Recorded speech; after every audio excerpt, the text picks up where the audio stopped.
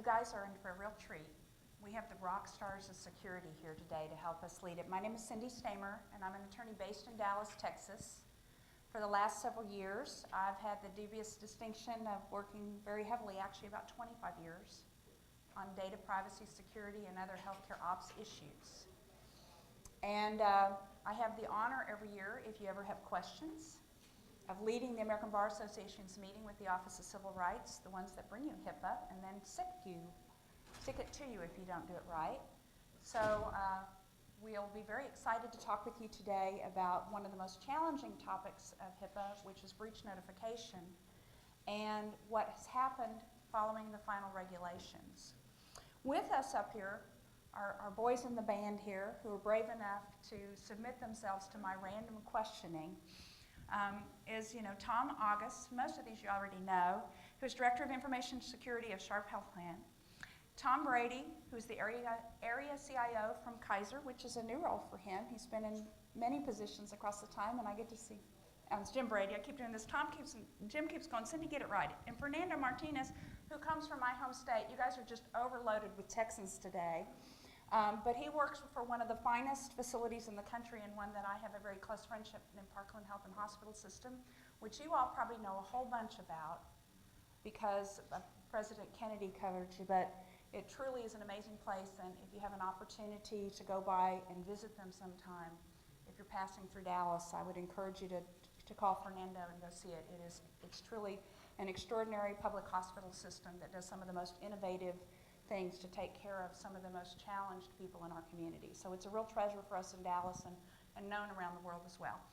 And so all of these folks come from great places that are leaders, and all of them also are leaders in not only those great places, but here in the community, and so they got suckered into sharing their wisdom with us today. Now, our goal today is not to lecture you or read to you from slides. Those of you that have seen me know that I have a hard time getting bored by reading to you from slides. I did, though, have a great presentation to share with you, not to read with you, and some handouts. And unfortunately, not only is the Health Insurance Exchange not working, but Kinko's is having some problems. I guess they're FedEx now, but it doesn't matter if you rename the Marketplace or Kinko's. If it doesn't copy, it doesn't copy. However, we have a really great PowerPoint, which is Flow, that will be a resource for you to use with the rules and updated and some things, as well as some handouts and updates that are designed for you to be able to share them with the people that have to pay you the budget you need. And your team, which is actually competent in IT and technology, has said that they will post it up on the website.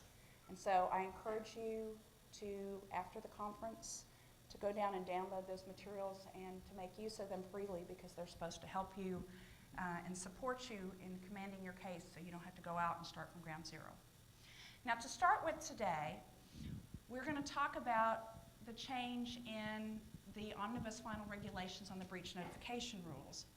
And as we started out today, I asked Tom initially, and then others, and we had a symphony of agreement, but I'm going to ask Tom to lead off today, Tom August, to ask, I said, what's the biggest fear or the most concerning aspect of the breach notification rules as finalized for you? What are you experiencing? I'll let you guys pass it. From our point of view, I mean, obviously you have the risk of harm, which was the, oh, this one's live. The risk of harm was the old standard that we could go by, and now we don't have that. Now we have to prove, beyond a doubt that data was not accessed or was able to be viewed before we can say something is not a reportable breach. That level of, that bar, if you will, is so much higher than the older bar that it's changed a lot of operational processes that we've had to do, not only with breach notification, but also incident response.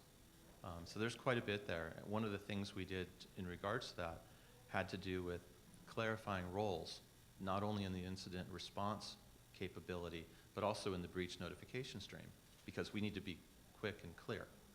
So that's my feedback. Jim, you have some thoughts about how Kaiser's reaction and your other experience as well?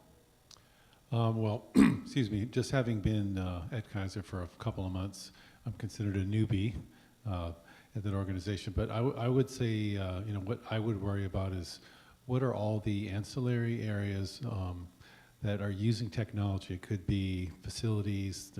There's many systems that are covered and managed by general IT, but there's a lot of things that simply don't get that same level of, that many layers of oversight, monitoring, and management. So it's really those outliers, possibly, you know, we talked a little bit about medical devices, there's telemedicine, there's, you know, cloud storage is, you know, Kaiser's beginning to consider that. We haven't actually moved forward with any kind of BYOD, but it is, you know, on the horizon. There's hard drives and photocopiers and scanners. You know, there's simply a lot of things that are out there being used. And have we messaged that correctly?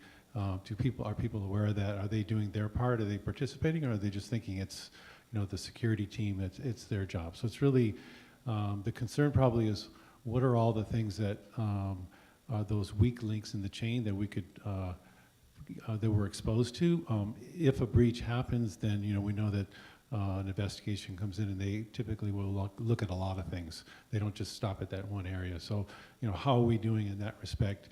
Do we really know the state of affairs in our organization? And then, you know, prior organizations that I've been with, it's pretty much the same thing. You know, have we looked at every area, and are we covered? Are we confident? So, Fernando. So it's fun to be the third guy in the line. I can tell you that certainly one of the things that concerned me about this is, and maybe concern's not the right word, is how well socialized this message was. And that was evident to me when the executive team at Parkland came to me and said, listen, what is all this omnibus rule change? And so I think all of us that are working in security or in the risk profession are in an environment where this has been socialized to a very large degree, certainly more than it has in the past, up through the executive office. My main concern, of course, is I worry and fear what I don't know. You know, we don't know what we don't know.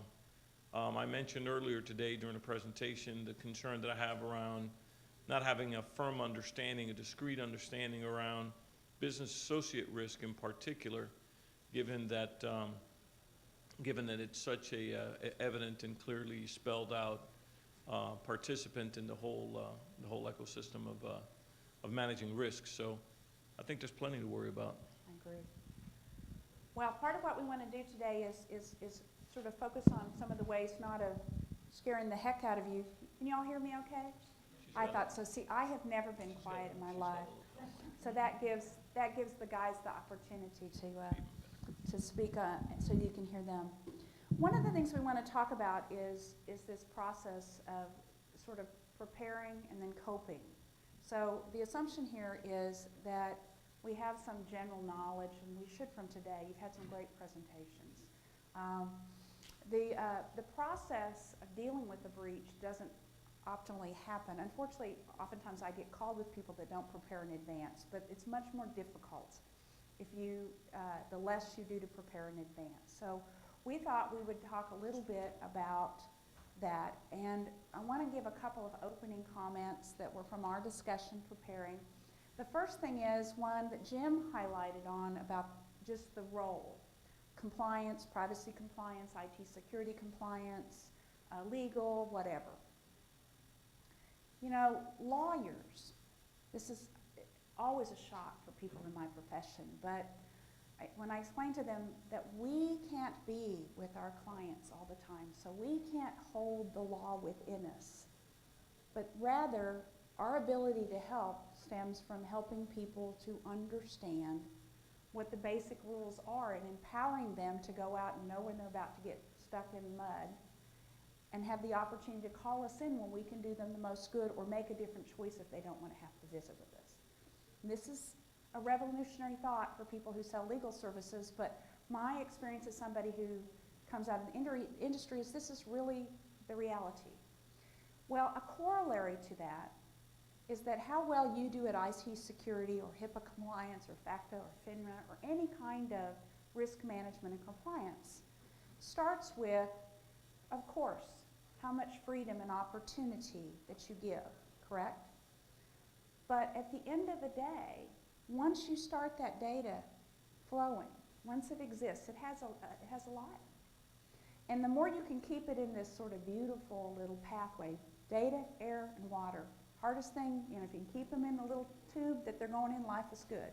Once they're out, there's no containing them, and finding them, pathing them is one big forensic experience, and it makes lawyers and forensic people rich and you guys crazy. And yet you can't do that. You cannot prevent a hole in your data completely. Whether you know it or not, you have had data breaches, and you will have them. And you'll have other breaches as well. The second corollary, so your job is to structure things to minimize that, to prepare for it, but also to internalize it with your people and processes internally and externally so that they help you, because as the director, CSO, the IT, the privacy director, you cannot do this job alone. It's like playing baseball. It just doesn't happen by yourself. Sports fan. The second part of that is that no matter what you do, this is not a comment that says that compliance, that I don't believe in compliance, but compliance is a goal. It's something that happens every moment, and you shoot for it, you get up, you swing the bat, and you hope the next time it works again. It is not a destination, and it is not something you can produce all the time. So you have to prepare for that. The third thing about breach that you have to interpret is, so a little prevention, swinging the bat, the more you prepare, the better off you are. The third part of that is that we talk today in the HIPAA privacy rules because we're in security. This is mostly security people. These are ops people that include security. But breach, the breach rules talk about the breach of unsecured PHI, right? Unsecured. Who can tell me what there's two things that causes something? What's the first thing of making it unsecured? Data in motion, right? The other one? It's basically stuff out of system. And it's not limited to electronic data. By definition, all regular data that's not electronic is also subject to the breach rules. So once you get a hole, part of the process is getting all the things to flow the right way. Once you get a hole in your system and the data's out and unbounded, you, by definition, either one of those gets you into the rules, which means that what you do is inherently tied to operations, and you not only need to know what happens within your systems and what the levers are, but you also need to know how data flows and who it can flow to outside the system to prepare. Now, with those opening comments, one of the things we wanted to talk about is some of the things that our distinguished panel has learned about preparing in advance for the possibility of a breach. And one of the things that that we thought we would do is talk a little bit about what they've learned about different roles in this process of how to put together. And it's unfair, I promise we're going to switch back and let other people start, but Tom's a governance guy. And that means that he's a person who knows what roles people do and how the levers put together. So I'm going to ask Tom to lead off again just this time and talk a little bit about how the different roles and what you found out about that is and how you're dealing with that in your organization.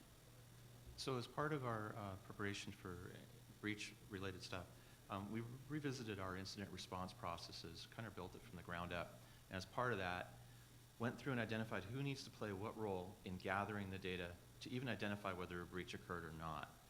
And there was a lot more than we originally envisioned. It's not just the security team, it's the server team, the network team, the firewall team, the help desk team, the desktop team. There's a number of people that play a role just in gathering the data. So identifying those up front and finding a way to get them engaged is a big deal. And we can prepare for that in advance because Senate Bill 541, we have a 5-day California state timer on breach notifications. 5 days isn't a lot of time to determine whether or not I've had a breach or to quantify it so that if I do have to notify, I know exactly who I'm notifying. That's not a lot of time. One thing that we've done is we've leveraged our existing operational processes for outages. And every hospital system has them. If a system goes down, you have an existing process that you can tie into. We just tied our incident response process into that. So now when I need to escalate and gather resources, it's easy. It's done. So now our ability to respond quickly within a 5-day or a 60-day rule, very, very possible for us to do where it wasn't before. The second half of that is once we have gathered the data and we've made some preliminary assessment, what are the roles of the groups outside of IT? We have compliance. They serve a very specific role. The privacy office falls within the compliance group. So what is their role in determining a breach, and what's their responsibility or accountability or even authority for making the determination, is it reportable or not? Who invokes legal? that brings in a whole series of questions that we wanted to get up front on rather than wait until an emergency to say, when do we invoke attorney-client privilege and how is that done so that we don't break it by the very way we invoke it? And also, when we do engage legal, how do we structure that conversation so that we can gather the right data to support whatever legal case we need to? How is that communication chain defined? We've built out RACI diagrams and swim lane diagrams and all sorts of that fun stuff. It's administrative, but in the event of a breach, it helps. And we've had some close calls, and boy, it's been great to know, okay, here's what we do, quickly. And we can get an answer pretty quick to know, okay, is this something that we have to jump on, or no, I think we're pretty good. So that's helped us. That's excellent. And Jim talked a little bit about that same interface and coming back in, and so I'm going to let you elaborate on your experience and some of the things you're thinking and working on and doing at Kaiser. Yeah, pretty much what, a lot of it is similar to what Tom mentioned. At Kaiser, there's two nonprofit organizations that are part of the organization, the health plan and then the hospitals, and then there's a for-profit physician group. So we actually have 3 entities that kind of function. It's a lot of employees, 175,000. And then functionally there is 8 regions with most of the employees, about, I think it's about maybe, most of the members would be in Northern California, Southern California. So security incidents at this point are handled at a regional level. And we do have, in Orange County, which is my area, we do have a compliance officer that pretty much takes the lead and loops in legal, et cetera, et cetera. It does seem like we could probably use a little bit more formality to it, so it's something I'm kind of looking into in respect to that. And one thing I do want to mention real quick is I've done some research on, what are other organizations doing in this respect, and I read a really interesting article about Seattle Children's. What they did is they decided, it's not if we're going to have a breach, it's when we're going to have a breach. So they decided to proactively set everything up from the top. They've got roles for the executives, they've got roles for the volunteers, and so they've got a system already set up in place that's pretty much an incident management, but they like to refer to it as incident response, but they really like to say, let's look at this from an incident management. So let's stay ahead of the game, and when something happens, there's self-reporting, there's not any stigma if you say something negative happened. So it's kind of creating a culture where the organization is ready for something to happen, because it is really difficult to weed out every possible instance of a breach or something that we're not specifically talking about in this panel, but data leakage, where you have the data that's still there, but it got leaked out, and now it's in the possession of people that shouldn't have it. So just a couple things that I think that I've experienced so far in my short tenure here. Before we go to Fernando, I want to put a little structure to the comments about the roles and the privilege. And then the reason I want to wait to go to Fernando is because they've done some really awesome risk assessment, and I want to invite him so that he's not feeling compelled to spend his time talking about the question in that way, but to also bring in some of the experience he has. When you look at folks, their first comment I want to point out is that everybody talks about there's the other people. Remember that there's data in motion, which doesn't always include IT. So you need to bond with those people, and you need to be tied at the hips. I always say, if you guys aren't having lunch at least every couple weeks or something, most of my people, if they're not an integrated relationship, the privacy officer and the CSO and the compliance officer make a point of having lunch or dinner or something together at least once a month, and they usually see or talk to each other at least once a day, and they try not to do it by email because it promotes better teamwork. Just a practical suggestion, guys. And they take turns walking to see each other. I think they like to get out and see each other. The second thing is we also have talked about the other roles. And it's very important that you talk to your counsel and your organization and come up with the definition of these roles. There's a thing called attorney-client privilege. And going in and out of privilege and how you do that is very important to what data and what communications get structured into promoting that culture of compliance. So one of the things that happens is something happens and people have a visit, And they flail around for a while and they make all sorts of statements that later become awkward. Attorney-client privileges protects communications, but it only protects it if you bring in an attorney who's within the scope of privilege. And it also only lasts if you keep it confidential within that group. So if you go out of privilege and you go and talk to anybody outside of privilege, you lose it. So that's part of what you have to understand as part of the role. And you can't do your job right if you don't understand that. So if you don't know those things, you need to have your counsel and your team get together and learn it. Another thing that happens in organizations is that when attorneys become actors within the organization, like your legal counsel, when they run the investigation, if compliance is directed by them, if risk management is directed by them, and the general counsel or the assistant general counsel is involved in the investigation, there's a good chance you don't have privilege because they're an actor. They're not acting as counsel, they're actually making the decisions, they're deciding if you report. And so you lose privilege. So a decision needs to be made about that. Another role that comes up then is the point being that if you're operations, you're not legal counsel. So if you're doing actions, there's no privilege there. When I talk to you outside, when I go to HHS or I talk to somebody who's suing or threatening to sue, I don't have privilege in that conversation. When we go into privilege, you have to understand that. So there's these roles, CSO, CIO, privacy officer, CFO, chairman of the board, and general counsel. Legal gives advice, and then sometimes you have litigation. Risk management's job is to say, well, this is the downside risk and what we want to do, but they compromise, they balance. Compliance job is to set up processes to promote, monitor, and advocate for compliance. So their job is to say, nope, if it's not perfect. You know, to say what's good enough but not too good, to do the reporting. Privacy typically is going to be in compliance.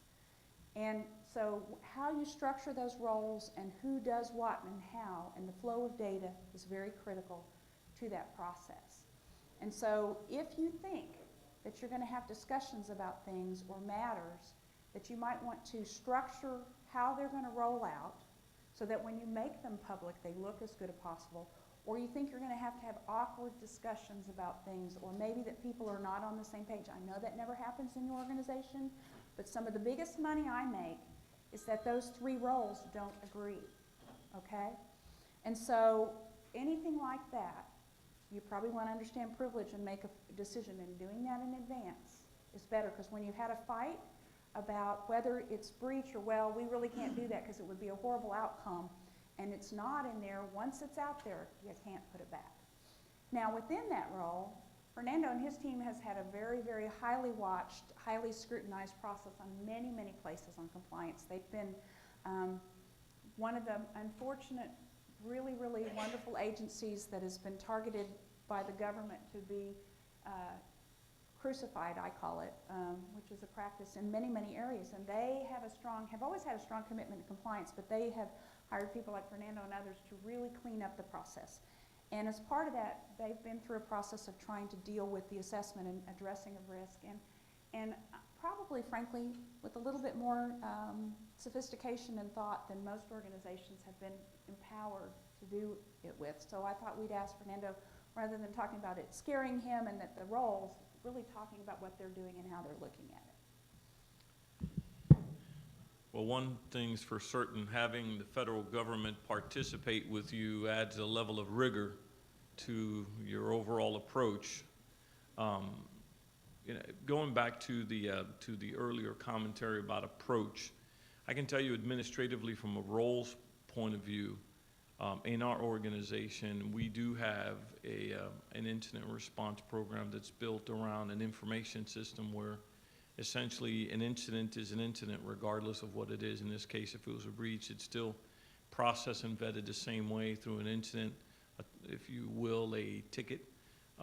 This particular issue or incident or encounter goes through the Office of Compliance, and then based on the scope and the participants who the stakeholders are, then that is subsequently cascaded down and addressed and handled. And if appropriate, legal is brought in at the right time. So that does need to be a great deal of attention given to where those borders are, because failure to plan and to be aware can lead to self-destructive conditions for the organization. We have had an opportunity to, via the participation of a lot of federal agencies, CMS, the Office of the Inspector General, and all of this is public domain information. I'm not divulging secrets. This has been very well vetted in the media, has created an environment where our organization is actually in a position to look for risk at all opportunities. Whether it's operational risk or data risk, we have a process of risk ranking, of prioritizing where areas of risk are, of developing very proactive plans for not only stratifying risk, prioritizing it, but then subsequently addressing it, putting the resources necessary to go through and evaluate them, and even in some cases to developing contingencies and developing models for how would we respond and going through the process of acting it out. So I think that in a military metaphor, not to ignore the athletic or baseball metaphors, and in an ounce of sweat, every ounce of sweat is going to save the organization's skin somewhere along the line. So I think there's a great area for opportunity there. Well, and just to invite elaboration, because one of the other things that's very unique that you get to do, not only is the process there, but there's a record. And there's a process that talks about what you're doing in the data flow, but there's also a lot of record keeping about how you've arrived at that decision, and it's constantly reevaluated, is it not? After every incident, you're kind of looking at what you need to jigger with, not only in terms of that particular incident, but the process, correct? Absolutely. The post-mortem process for every incident, there's again, using the same word, there's a level of rigor that we've had to introduce just because of the oversight that ensures that we are retrospectively looking at how we're responding to all of the circumstances and all of the different incidents, who the players are, what the ramifications were. So yeah, a very closed loop process. And I wanted to highlight that because if you remember back to the first round of high-tech and HIPAA in general, it talked about a plan of compliance, and on the security side, you're supposed to have your assessments. And they will ask you, right off the bat, they will ask you for all of that paperwork. Now, I'm the only non-technology competent person. I use the computers, but it's magic that they work. And it's really frustrating when they don't. But everybody else around me and my family, my friends, they're all geeks, right? Everything from running NOCs to building the secure communications for Air Force One. And what I've learned about people that do this is that they oftentimes do all sorts of cool things, but they don't like to write the code, right? Isn't that always the problem, is getting the source code written down and in a neat way? And I find that that's also the problem here. Oh yeah, it's secure. Why? Well, because I looked at it. Well, where's the paperwork? So when you think about that, not just asking what you did, but a process, because when you leave those copiers in this unattended building when you move out, they're going to ask you, where was the checklist? And how did you decide what was on it? And what's interesting is, in my experience, not just with HIPAA, but begging for mercy with my lemon yellow skirt, my blonde hair, and my big earrings, and my best Texas twang, is that the biggest thing you can do, it's not so important that my client be right. You don't have to be omnipotent. What you have to do is have a culture of compliance. And a culture of compliance is a documented pathway that shows we tried, but when something went wrong, we jumped right on it, and we made a rational decision, and maybe we didn't consider everything, but we did it again, and we do that over and over and over again. So do you have a checklist?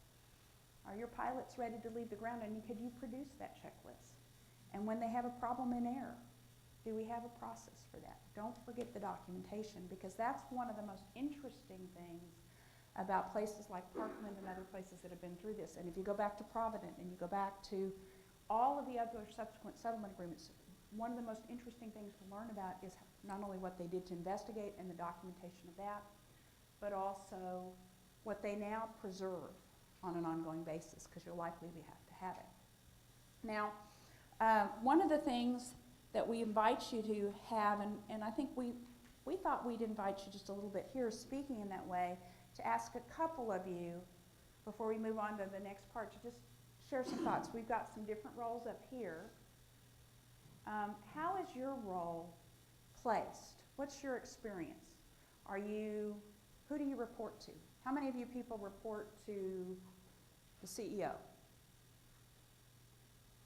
Just a couple, right? How many people report to CFO? How many people, I mean, if you're the CSO and nobody's above you, you report either the CEO or the board, right? So how many people are in that state? Very few. Isn't that interesting? But you know, if you read the new compliance things that are on CMS's website, somebody in an empowerment decision has to do that. How about, how many of you report to legal? So who do you report to? You don't report to finance. Who's your boss? Who tells you? Who hires and fires you? Do you know? And then the next question is, if you have a problem, how many of you don't raise your hands on this? How many of you have a problem think that if you went to your boss or that person or somebody else at the level above you that you would get pushback from making a disclosure? Anybody ever have that problem? That's why you need to have your roles defined. And as part of that role, part of what I would invite you to have, because it is the most common 3 a.m. in the morning, 5 o'clock at night, I need a bud call that I have, and that bud could be a buddy or a bud, is I've told them but. And I've told them but, and I keep telling that, and I think I need to resign, but I don't have another job. So when you're doing your planning, you might want to also start looking at the politics, and that's why you walk to the person's office who you anticipate you're going to have a problem, and you build that bonding relationship, because you also need to have a relationship to a person that you can go to, that if you are stuck and you think somebody's going to push back and create some awkward moments for you, that you've got a pathway where you've educated all the people you need so that if you get in a really tight situation in advance, you can go in like one of my clients does probably once or twice a week, sits down and says, you know, I know that I don't report to that person, and I know that I'm at the same level or they're a level above me, but I'm going to tell you that if you do not do this, I feel strongly enough about this that here's the paperwork and I'm prepared to resign right now. And usually the implication is also I'll be resign and I'll be a whistleblower, but typically you need to have that relationship, and you have to have the skills to have the communication to be able to have that conversation, and that only comes from relationships. So don't just plan to know who the roles are, but think about where the obstacles and the relationships you need to manage. It's good for job security. It's good to make sure they don't fry you on the back end, and it's really good to get your job done. Now, with that in mind, we talk about the roles and some of the risk assessment. One of the things that we think about pre-breach on the risk assessment and preparation and sort of thinking prevention and mitigation, because we know we're not going to be able to prevent it all. One of the uniform things that everybody talked about was the concern about the business associate risk. And I guess the first thing I would invite is just, and why don't we let Jim start today, this time, talk about some of the concerns that he sort of sees with identifying and managing the risk of business associates.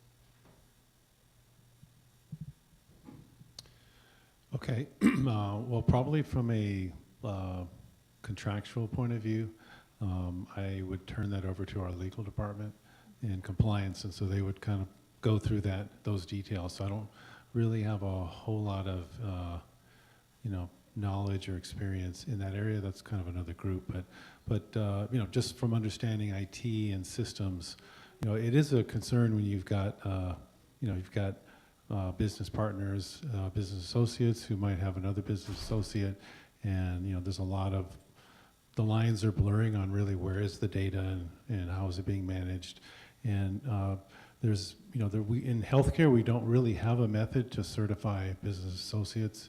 And as far as are they meeting the IT standards maybe that the organization would adhere to, and so that's a challenge.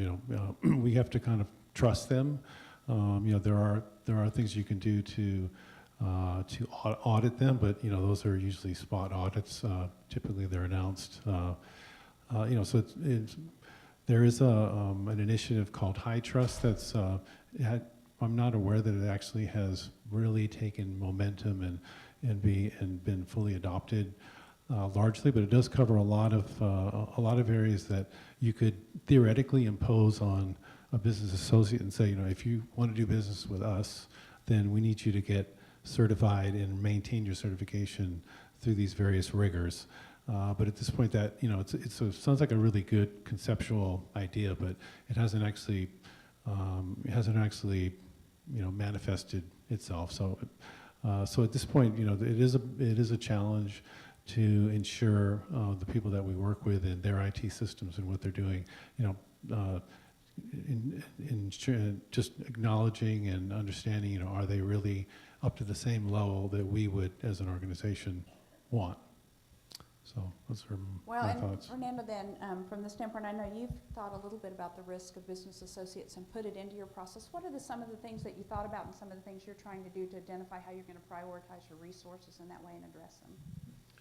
Well, in terms of prioritizing risk, and again, we talked a little bit about this earlier, identifying which business associates have the greatest access to your information or that have the greatest amount of your information. To me, that's the place to start. You know, if I turn the tables and put this from the perspective of a business associate for a second, let's say that I'm advocating for a business associate. I don't believe that this is being taken seriously enough on the business associate side of the equation either. 18 months ago or so, there was an incident that occurred, and I'm guessing, I think it was 18 months or so, 18 months to 2 years ago, where there was a business associate in, I think it was in Ohio, that was a revenue cycle services company working for several prominent health systems in the state, and there was an issue of a breach. Now, the issue of the breach largely was avoidable. Just very simple controls were not there in place, and the business associate did not have any sort of a monitoring process in place. Keep in mind that the HIPAA guidelines, rules, and standards that covered entities are held to are the exact same rules and guidelines and standards that the business associates are supposed to be adhering to. And if they're not adhering to them, then they're exposing themselves to risk, and by association exposing the covered entity. Well, in this particular incident, what happened was there was a breach, and the net effect, and this was a publicly traded company, by the way. The net effect was that the state canceled all the contracts with that particular business associate and banned them from doing work in that state. Effectively, that public company's value, the market value of that company, went to zero and bankrupted them. And it's all due to completely avoidable but unpredicted and not thoughtfully planned for circumstances around regulatory compliance. Now, that wasn't the result of the feds coming in and imposing a fine. You know, we've seen the presentations with the scary numbers about 1.5 million per occurrence, blah, blah. In this particular case, the feds never even got to step in and levy a fine. The business relationship itself plummeted the company. So even on the business associate side of the equation, the fact that there's any convincing is necessary betrays the fact that it isn't well understood or isn't understood to the degree that it should be. All covered entities, in my opinion, should be very diligently looking at not only identifying risk ranking their business associates, but then going to those business associates and demanding of them the same type of things that they demand of themselves internally in terms of HIPAA compliance. Have you done a risk assessment? What's the result of the risk assessment? And all of the related activities. I think that's kind of a long-winded answer, but I wanted to be thorough. Before we go to Tom on some of the other topics, one of the things we talked about and the panel asked me to share with you is one of the things that I do that you may or may not read about, but I've been working on some litigation the last few years where I was brought in as a technical expert for compliance. It actually arises out of a dispute between two downstream business associates that are involved in the payment area. They originally were collaborating, and I think that one of the big risks that I would point out to you is that everything's being built and they're kind of not even really entities and they don't quite get all together, and a lot of times you think you're contracting with somebody or they get bought. You know how that goes in your world. Well, Those create some tremendous instabilities, and that's what posited the situation. So my client basically processes the payment transactions. And the situation that led me to come in was that the two parties originally got together, and when they process payment transactions, you have to have a banking connection for your credit card clearing. And whether you realize it or not, that's a very lucrative thing if you do 10 or 12 million transactions a day. Every time you charge your credit card, that's why some people don't want to take American Express, is because the merchant doesn't pay for it. You know, the merchant pays for it rather than you or whatever. And so the partnership, as it evolved, they went with somebody not in the healthcare industry, and the partner they picked, from their point of view, decided they wanted to steal the business, so they started allegedly trying to reverse engineer it. And out of that process, they discovered by accident when they were doing this, when the business partner was found to have posted an example of one of these payment transaction forms in their new marketing things with the logos changed and PHI in it.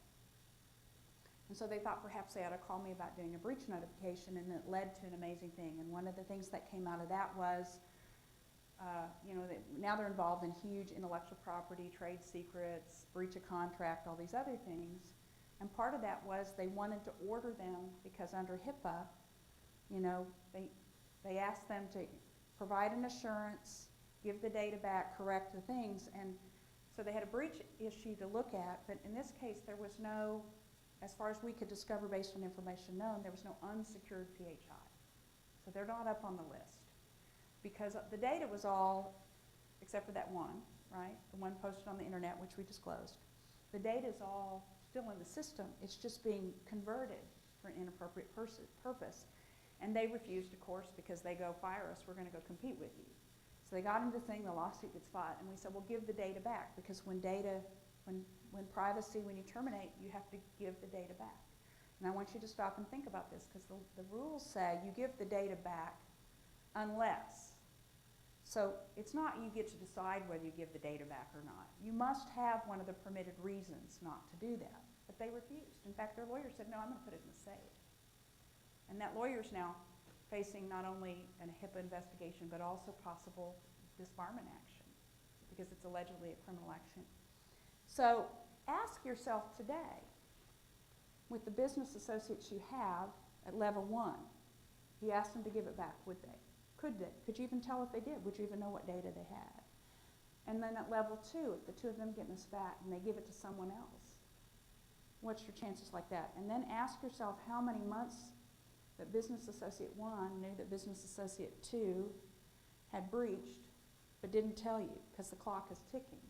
And what is your culture of compliance for that, and how you're going to do that, because that goes back to Fernando's messaging about what they're doing, because it's not so much that's right, but under the regulations, and when I talk to Susan McAndrew and the director, what they say is, well, if you can show us that you had a culture of compliance and this is really the business associate's fault, we're going to look primarily to the business associate as long as they have the assets there to resource it. So ask yourself in terms of that, could you get your data back? Do you even know what your data is? With that in mind, let's go back to Tom and talk a little bit about how they're looking at some of those issues in the business associate and some of the other risk relationships and how they're pathing that through. Okay, so at Sharp, we've got a project with the project management office that's actually leading the effort with a team that reviews the contents of the business associate agreements, as well as the inventory of business associates that we have, making sure that they're all updated and making sure they physically can get them.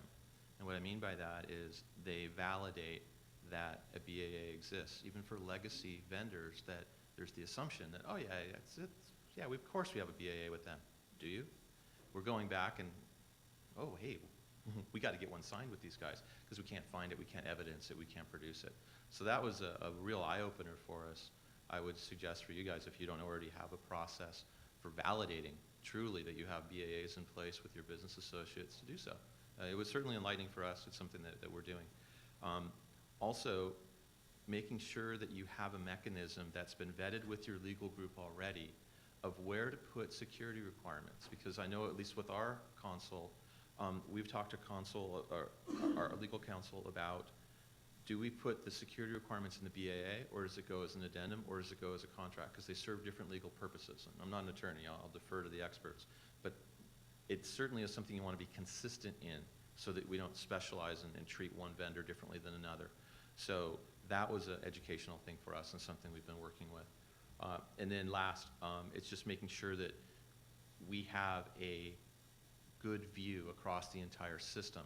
And again, we have 7 hospitals. They all kind of run a little bit differently. So do we have a centralized repository of all of the business associates and making sure that we have some mechanism of knowing we have BAAs across the entire system? That's kind of a big deal, especially if you run multiple systems or if you have medical groups as part of your system that you may not have visibility into. Well, and as we go to this other thing, then leading from that, because getting organized, and I love that Tom and their structure is very organized as well. And when the less chaos there is, the smoother it runs when we have a problem, and the less I cost. But one of the things that Tom's been very sensitive about, and I think you speak quite eloquently to, is why it's so important to get it done and be ready to roll when the incident happens. And so would you like to kind of just share some of your perspective? I think Senate Bill 541 here is your buzzword. We have similar issues. California and Texas, by the way, have the 2 most difficult data security and identity theft statutes in the country, and yours are actually well organized and well written. Ours are incomprehensible, so go ahead. Awesome. Well, one of the first things that we've done, at least within the Information Security Office, is really understand the legal aspects of what are the rules facing us. Now, some security groups like to just defer to the legal group or defer to the compliance group. We've tried to make an effort to learn it within our group so we don't always have to go to them, because it sometimes will trigger certain events to happen that we don't need to have happen if we already know the rules. So getting an understanding of the rules and the timelines associated with different types of data is important. Also the elements of the data. Like in California, PII, the definition just changed. Senate Bill 46 incorporates some new elements into PII. We need to know that. And so that's something that as a security group we've worked to do. It's ongoing, but it's really focusing on increasing our ability to operate and understand the laws that we're working in, so when we reach out proactively to the compliance group or the legal group, we can do so intelligently. That's a big deal for us, because depending on the nature of the data that's out there and which systems may have a potential breach, I can be on different timelines for reporting. If it's a 60-day timeline, I got a little bit of luxury there. But if it's a 5-day timeline, I have 2 choices. I can either assume it's a breach, in which case I need to quantify it as quickly as possible so I know what I'm reporting on, or I need to validate that truly there's controls in place and the data was not accessed. I got 5 days. I need to access a lot of teams and a lot of systems to gather that data to make that validation. And if I don't have that predefined ahead of time, knowing the groups, knowing the tools, knowing the process to go through to get the data from the tools, getting established SLAs, if that's not defined up front, it just can prove painful. So, the clock's ticking the second you learn of the potential breach, not once you've concluded that it's a breach. So Well, that's right, and it's 5 days, and if you can't satisfy yourself, sort of like you basically have a presumption of reporting under the California statute and under the Texas statute. And I'm going to sort of share a little something that my clients do, and I know most people don't, but remember, I'm involved on we're talking prospectively, but we actually look at each data that's collected.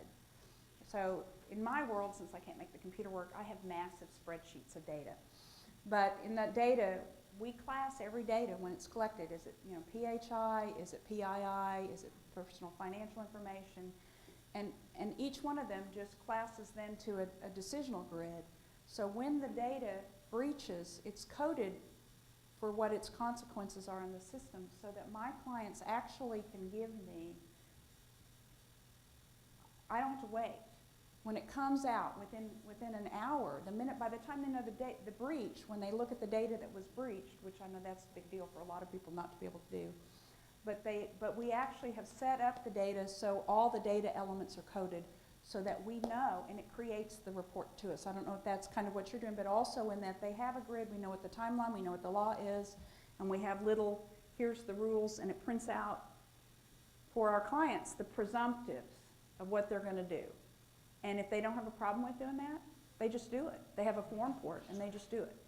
If they have a question or concern about it, we go in the scope of privilege and we talk about it. But so that our clients have done enough work that they're able to actually execute 99% of these things without us in a very fast place. And this is definitely what the compliance parties and the enforcement agencies anticipate. Is that consistent with what you guys are trying to do? Trying to. We're not fully there yet, to be frank, but it's something that we started working on about a year ago.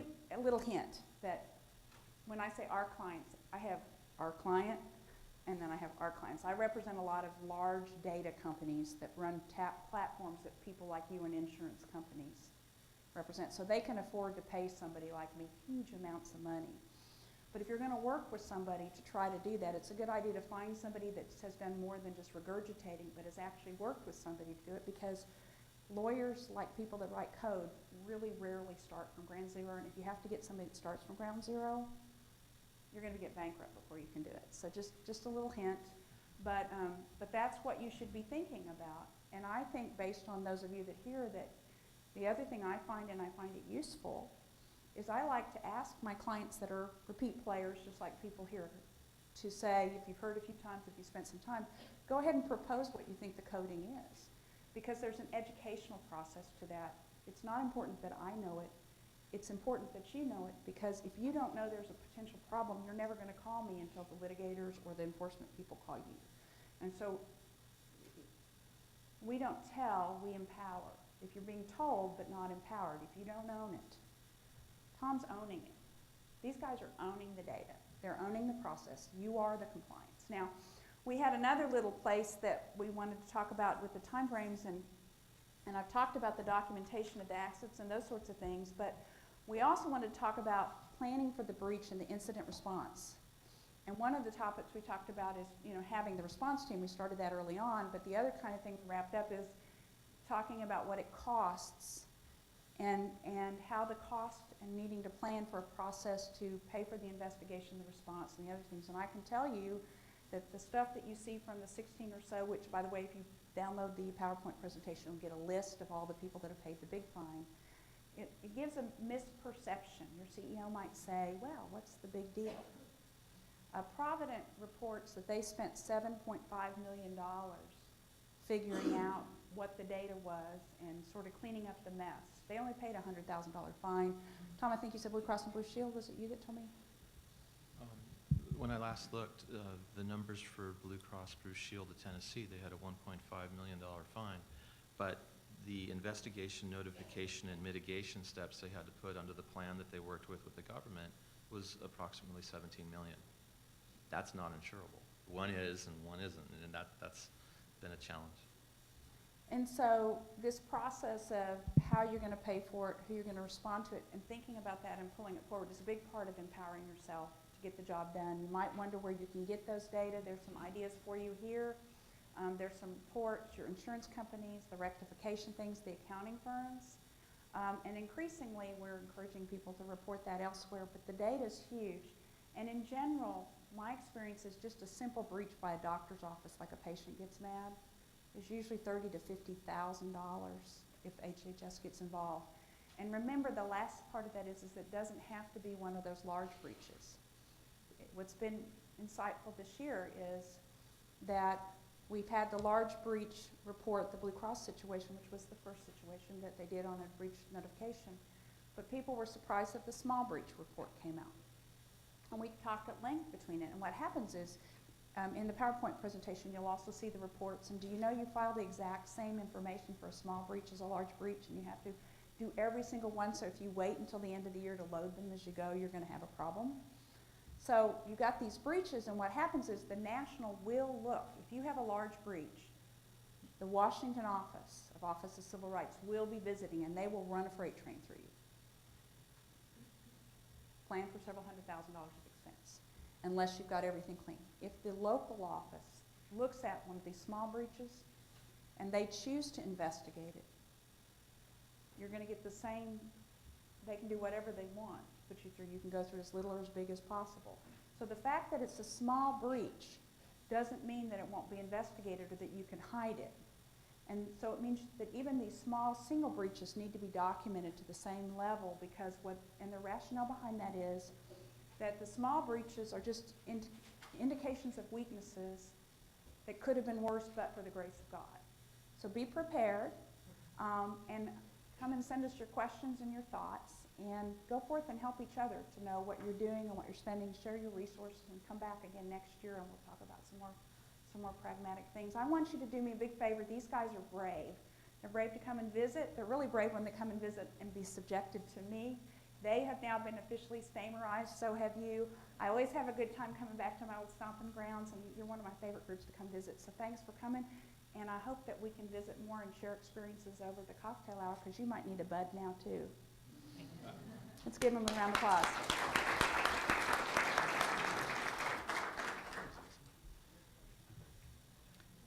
I think we have time for a couple questions, if there's any out there amongst the audience. Yes, ma'am. Microphone's coming.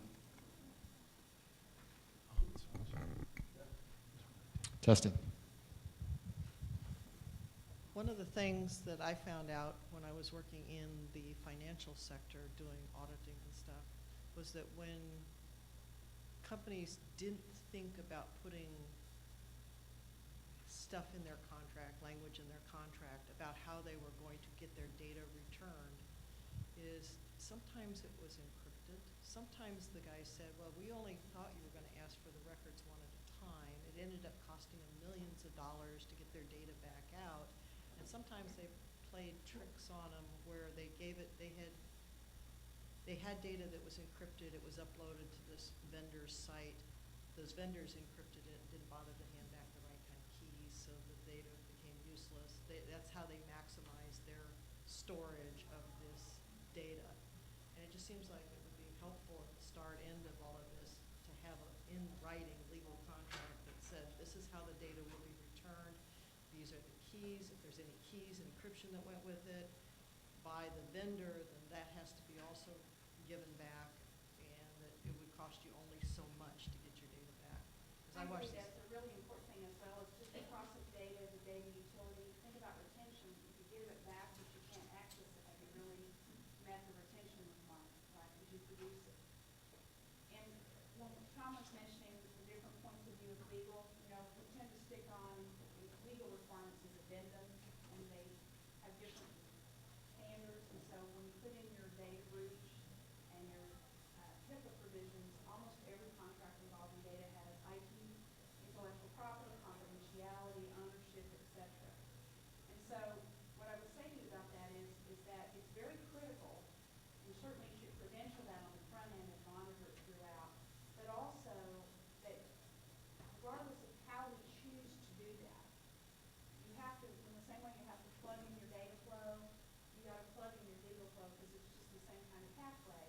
And so you're going to have to look at all of those provisions there and negotiate the exceptions so that you still get them. And the more you do, my contracts on data breach and my HIPAA things are, we have specific rules about timeframes, processes, who gives notices, how the notices, what type of investigation. My stuff is generally 10 or 12 pages minimum, not just minimum bullet points that were in the body language. And so if you really don't know reading your contract, you should read your contract, because if you don't read it, because legal doesn't know. The question is your contract clear enough that if we have a problem with somebody and you got 5 days to notice it, we know exactly how we're going to get that data back. If you don't know that yet, my comment is don't sign it.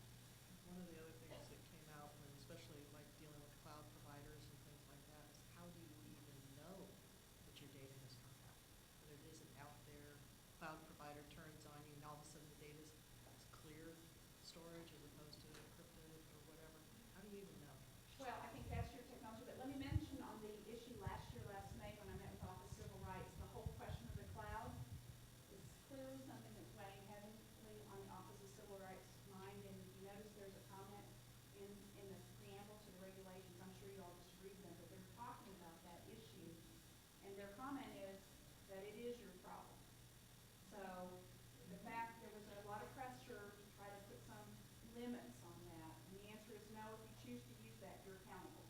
So I would be aware of that, but I also would say document your prevention, and I would say that they're looking for commentary and further insights about what is possible and what might be good standards and processes. And I can't think of then you also put your minds together and come up with some standards and email it to me, and we'll include it in the recommendations and comments. When we go to spring, we need them by March 1st. I have a brief question, if there isn't any from there.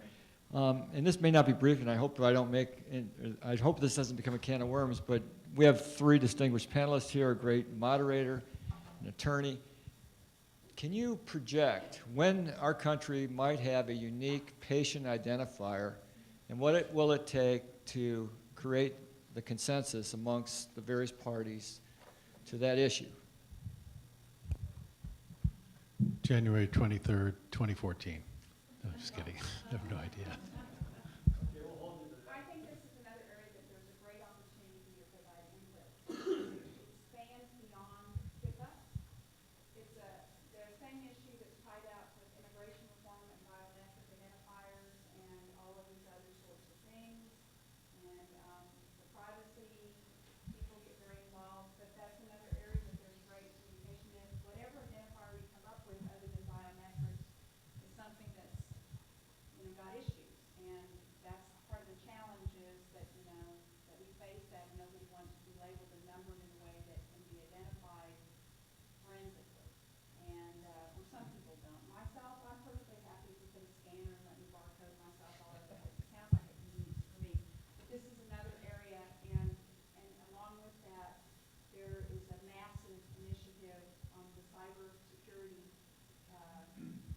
component that's a broader, and they have a cyber guard, we have a cyber czar, and so you're going to see those discussions really being led more on that ever, and then HIPAA coming downstream from that. So eventually we'll have a single identifier, or maybe we won't, because some people think that that's unconstitutional. Well, just to add a quick commentary to that, similar to health information exchanges and other initiatives that were born of driving a higher level of efficiency, that's what I'm going to associate it with for the purpose of this answer. I think that unique patient identifiers will be established or will be created, will become a reality when it becomes a business sustainable aspect of our business. I think as long as sustainability is not there, if the business case isn't there, it's just not going to happen. So when that happens, I think that organically you're going to see that come out of the weeds, and we're going to have our unique patient identifier. But I would like to take this opportunity to comment on the fact that oftentimes the unique identifier issue does get combined or in some regard gets associated with privacy. And I find, to your comment just a moment ago, Cindy, privacy is not as big an issue for people as you might think. I know that sounds contradictory. Has anybody here ever gone to, like, Patients Like Me? Have you ever gone to that website? Go to the website Patients Like Me. Go out there and put in a medical condition and watch what you find. There's so many people that willingly disclose their personal information because they desire to have others do the same for them. And you can go to this website, literally, if you're a biostatistician, you can go out there and you can do research and publish papers. If you have an academic interest, I have an academic interest. You can go out there and come up with all kinds of questions, and all of the data is there, freely available, no issues or constraints. And so as a society, I think we're coming to terms more and more with the role of privacy, and we tend to look at privacy and things like that as the answer why we haven't gone to a single identifier. But I'm here to tell you, in my opinion, I think it's more of a business-driven business case, lack of business supporting model, and once that's overcome, then we'll likely have it. I do think, though, that that's a great comment to think about, because privacy, we put so much, and we're constantly talking about making it Kaiser and Brady liability. But most of the time, even on the defamation and the embarrassment stuff, it's the patient or the other protected person who you can mitigate the damages almost to nothing if you do this kind of research. I recently have become more interested in Facebook because my family now only posts all this stuff. And I am amazed from what people will share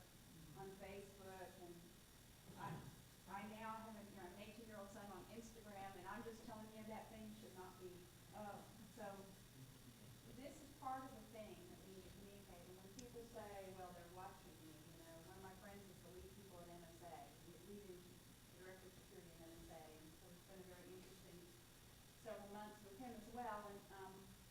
And you know, what's so funny is that my son, both of my phones, you know, never without it, my son can actually zero in on the building that I'm in right now. And I'm not surprised that he probably knows how to look inside. So they're all carrying cell phones. We're all giving Ralph's our number. They know what we buy. They know what we do. They all track it. And so the question is, are we investing all this money on this stuff? And should we be investing it on something that's more meaningful? And over cocktails, I will tell you, I would love to hear what you think about Mrs. Sebelius's comment that it's not a big deal with the portal. They're just going to have the password and the log on. So it really wasn't a big deal that it didn't pass the security risk assessment, and much less that the day that they announced that you should start the enrollment was the day that they issued the OIG's report that said that they didn't meet their own security standards. So let's you know, let's have a good time doing that and do that. Are there any other questions? Because you're not going to get this much power up here for probably at least 6 months, right? No? Well, we don't want to be behind you in the party. Do stay, because the discussion afterwards is as much as the learning experience, and it's a heck of a lot of fun, okay? Come and see us next time.